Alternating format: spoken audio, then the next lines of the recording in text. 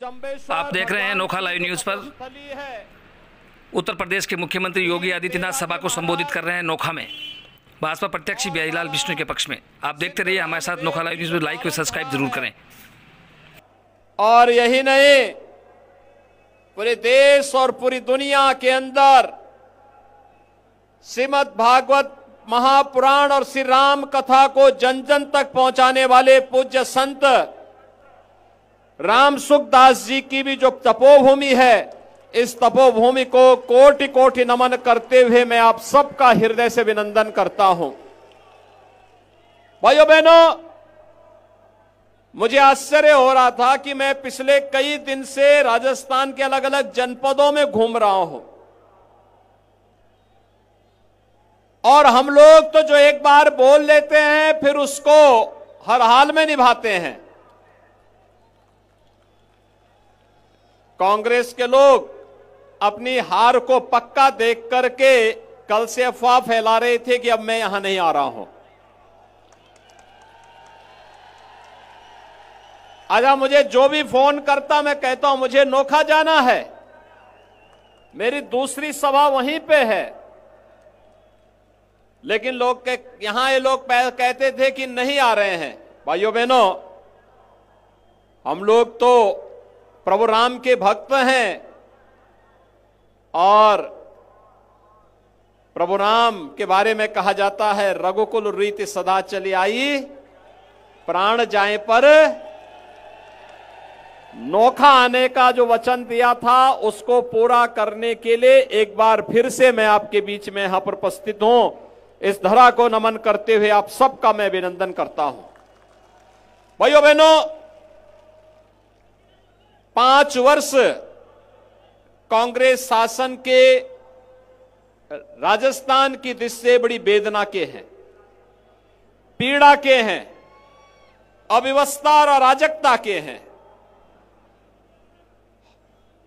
ये पीड़ा, ये जो वेदना कांग्रेस ने राजस्थान वासियों को दी, जो राजस्थान अपने शौर्य के लिए, अपने पराक्रम के लिए, अपनी भक्ति के लिए, अपनी शक्ति के लिए, अपने आतिथ्य सत्कार के लिए, और यही नहीं, राजस्थान पूरी दुनिया के अंदर जितनी अच्छी मिठाई और नमकीन बनती है उसमें बीकानेर और राजस्थान का ही सबसे बड़ा योगदान है। उस राजस्थान को वेदना दी है कांग्रेस ने। भाइयों बहनों, जिस राजस्थान की परंपरा पर, गौरव पर, विरासत पर हम गौरव की अनुभूति करते हैं,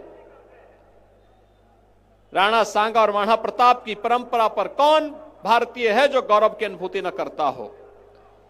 महारानी पद्मिनी के जौहर पर कौन भारतीय है जो नतमस्तक न होता हो?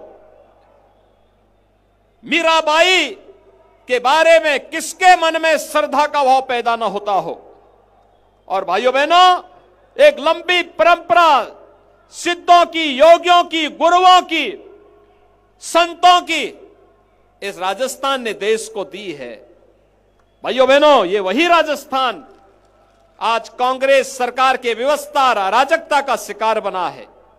राजस्थान में दंगे हो, राजस्थान भ्रष्टाचार के मामले में आज देश के अंदर नंबर 1 पर, महिला संबंधी अपराध में नंबर 1 पर, साइबर अपराध में नंबर 1 पर, महंगाई में नंबर 1 पर, डीजल और पेट्रोल पर वैट वसूलने वालों में सबसे ज्यादा ये राज्य यहां के नागरिकों से वैट वसूली कर रहा है और युवाओं के जीवन के साथ खिलवाड़ करते हुए भी राजस्थान में सर्वाधिक पेपर लीक की घटनाएं राजस्थान के अंदर हो रही है। भाइयों बहनों, याद करिए, अगर राजस्थान में बीजेपी की डबल इंजन की सरकार होती, ऐसा कभी नहीं होता, कभी नहीं होता।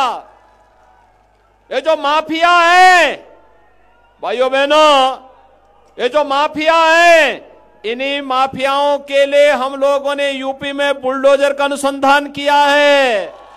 ये इन्हीं माफियाओं के लिए, कोई खनन माफिया, कोई भूमाफिया, कोई पशु माफिया, कोई नकल माफिया, कोई पेपर लीक का माफिया और कोई यहां पे संगठित अपराध में संलिप्त माफिया, ये सब सत्ता का संरक्षण प्राप्त कर लिए। कांग्रेस आज जब भारत दुनिया के अंदर अपना एक सम्मान बढ़ा रहा है, भारत की ताकत का एहसास प्रधानमंत्री मोदी जी के नेतृत्व में पूरी दुनिया कर रही है। कांग्रेस के समय में देश की स्थिति क्या थी?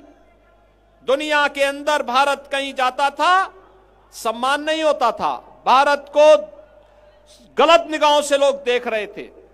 लेकिन प्रधानमंत्री मोदी जी ने देश का सम्मान बढ़ाया, देश की सीमाओं की सुरक्षा की। हमारे बीकापुर के नौजवान, बीकानेर के नौजवान, और यही नहीं, राजस्थान का नौजवान देश की सीमाओं की सुरक्षा करते करते अगर आवश्यकता पड़ी है तो मातृभूमि के लिए अपना बलिदान देने में कभी पीछे नहीं रहा है। लेकिन कांग्रेस के समय में लापरवाही का हद क्या थी?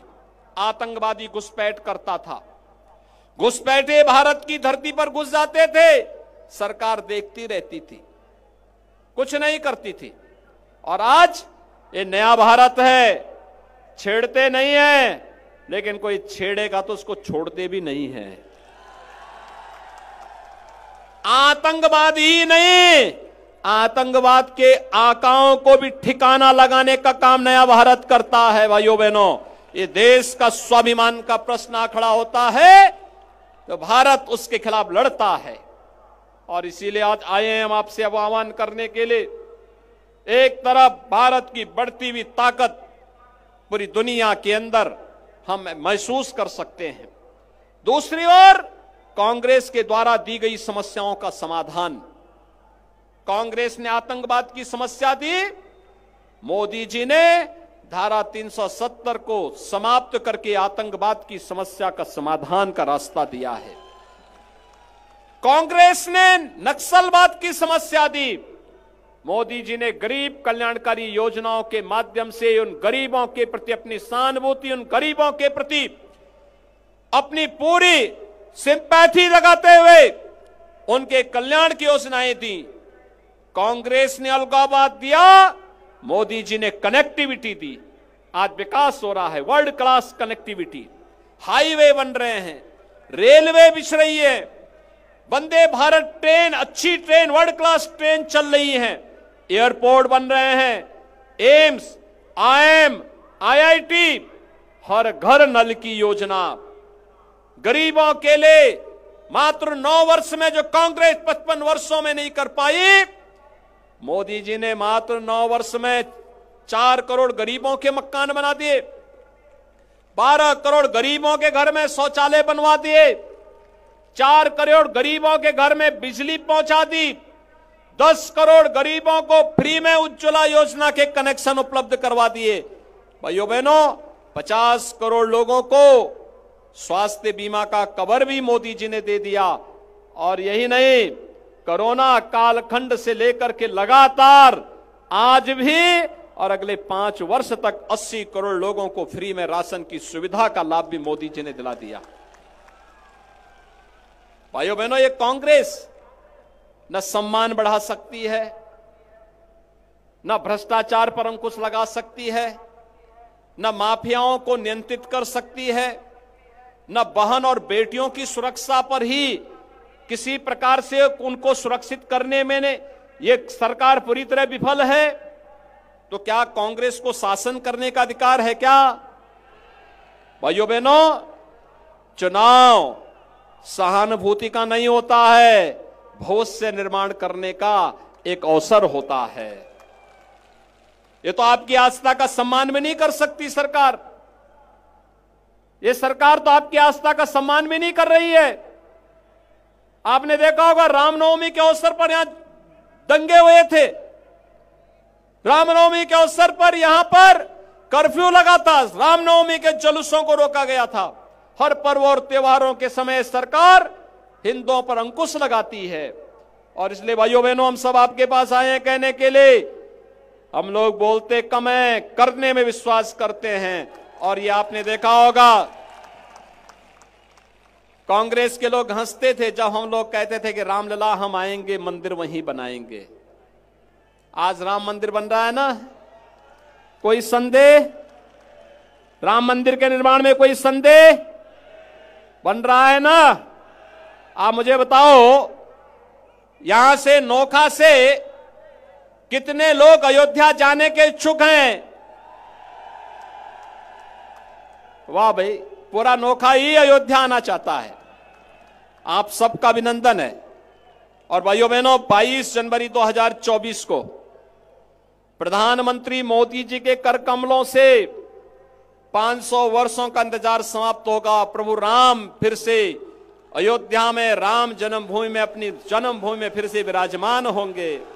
हर भारतीय का सिर चौड़ा होगा, गर्व से चौड़ा होगा कि मेरे प्रभु फिर से आए हैं अपनी भूमि पर फिर से उनका अवतरण हो गया है। और भाइयों बहनों, इस अवसर पर मैं आप सबसे अपील करूंगा, आप श्री बिहारी लाल बिश्नोई जी को जयपुर फिर से जिता करके भेजिए। सहमत है ना? सभी लोग सहमत हैं? और भाइयों बहनों, मैं देखिए, आपके जो सांसद हैं, केंद्रीय मंत्री हैं श्री अर्जुन राम मेघवाल जी से भी और बिहारी लाल बिश्नोई जी से भी कहूंगा कि जनता जनार्दन का आशीर्वाद इन लोगों को मिले और प्रभु राम का आशीर्वाद आपको मिले। इसलिए नोखा के लोगों को लेकर के अयोध्या में लोग पधारे। 22 जनवरी के बाद तय है ना? सभी लोग सहमत हैं? सभी लोग सहमत हैं? मैं आश्वस्त होकर के जाऊंगा कि बिहारी लाल जी कमल चुनाव चिन्ह पर चुनाव जीत करके जा करके और जयपुर में शपथ लेंगे। सभी लोग सहमत हैं? सभी लोग? भाइयों, फिर आपने जो कहा उस वायदे को फिर हम लोग निभाएंगे। एक बार आप मेरे साथ बोलेंगे, जय श्री राम, जय जय श्री राम।